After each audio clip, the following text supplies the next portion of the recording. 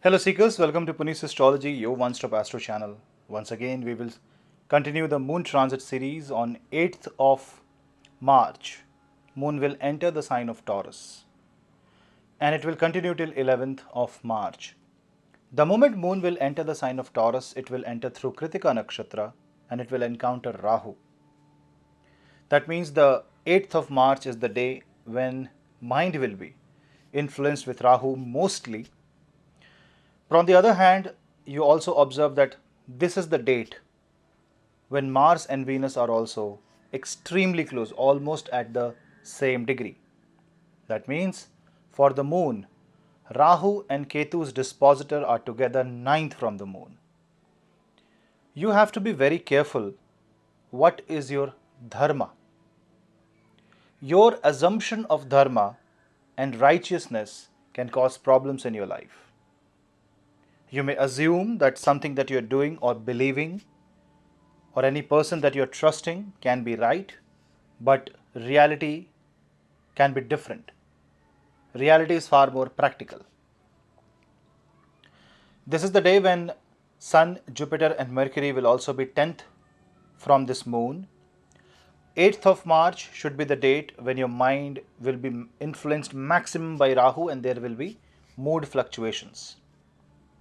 Any kind of emotion that you see a spike in, for example, you see extreme happiness, extreme sadness, extreme enthusiasm, or a patch of dull day, anything. Don't trust that emotion because that is a spike created by Rahu.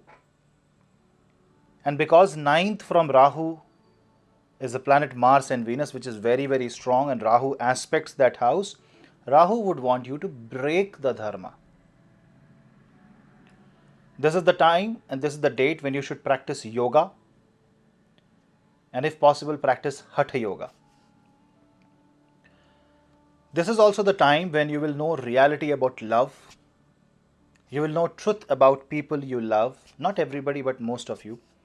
There will be hints and doubts and your task will be to segregate the fiction from reality. If you are confused, let moon move into the sign of Gemini. Let there be a slight movement because Gemini is already under the aspect of Jupiter. So Gemini is already getting the blessings of Jupiter. Once moon will be in Gemini, you may feel relaxed, you will feel far more happy. But right now, you will feel insecure, especially in the matters of love. You may have a doubt in mind about the presence of another person. It may create insecurity about luxury stuff, material stuff in your life. You may suddenly feel the need of money. You may suddenly feel that the resources are lacking and there is something that you have to do about it. Don't give too much attention to any desire or any kind of emotion that is beyond a threshold. That is unusual, abnormal. The 10th house Sun, Jupiter, Mercury is actually a very good combination, and if you can utilize this time in learning a new skill, enrolling for a new course, beginning a new chapter of life by thinking, by planning about education, about learning a new language, anything that can educate you, that can create a transformative career will be a good thing to do while moon will be in the exalted state of Taurus. You should also know that while moon is under the influence of Rahu in this sign, Ketu in Vishakha Nakshatra will try to give multiple type of feedback and response. So you can't really rely on your senses because and also on the suggestions of people, because if you meet two people, they will have different type of suggestion. It will only further confuse you. It will only put your branch and put your mind into branches, and it will create multiple alternate realities, multiple options to look forward to, and you don't know what to do. Sometimes it is good. A person getting 3 or 4 job offers is actually good for him. It is a good to choose.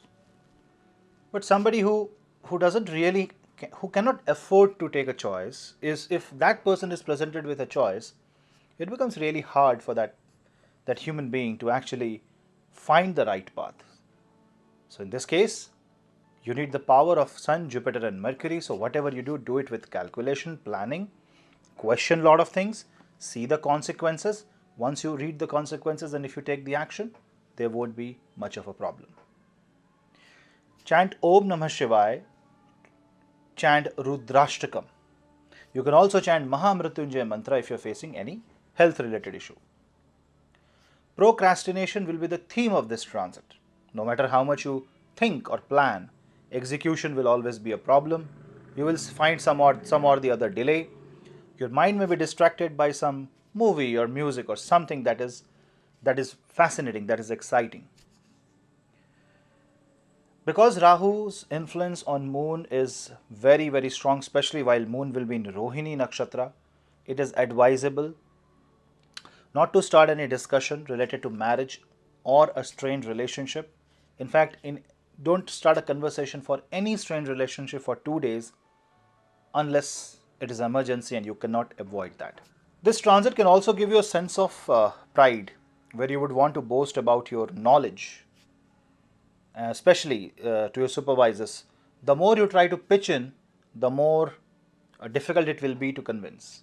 Just be yourself. If you have a talent, show it in the right place at the right way, and you will see that it will be recognized. But if you pressurize, then it will never be recognized, because Sun, Jupiter and Mercury will never bow down to your ego. You will have to work according to them. Similarly, if you are cooperative enough, if you act as a team player in your career or business, then you will see things will be in harmonious way. Financially, if you want to invest in any big investment, think thoroughly why you are investing. The reason and the intention of investment will matter to decide whether the investment will be profitable or not. Otherwise, you will invest in wrong instruments under the advice of some other person. Maybe that person goes wrong. What if that person goes wrong? These kind of doubts can actually save you also. So doubts, to a certain extent, doubts are like salt. A bit of them makes the food tasty, makes life safer. Too much of them you can't eat. And too much of doubt, you can't live. Similarly, a bit of doubt is okay, but too much of doubt is negative.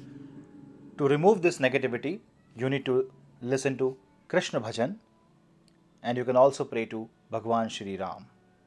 In case mind is distracting too much, in case you are too distracted by material world or what you see around you, you need to chant Hanuman Chalisa 7 times every day for the next 2 days. That means 8th and 9th and 10th, and you will see that you are in a much better position to control the emotions and regulate your finances. Overall, this is a transit of Maya. Don't fall to Maya, but try to understand what actually Maya is. As a swimmer, if you really want to swim to the other side of the river, other side of the pond, other side of the water body, you have to use water. To use water, you need to understand what is water, what is swimming, and how precisely you will have to coordinate your hand and feet, legs movement so that you can use Maya to get out of Maya. So that was a brief take on moon transit in the sign of Taurus. I hope you like this video, and if you like, do not forget to hit like, subscribe and share, and hit the bell icon so that you don't miss another update. For reels and engaging stuff, please follow me on Instagram. For consultations, please drop me an email. I appreciate your time. We'll meet you in the next video. Till then, namaste.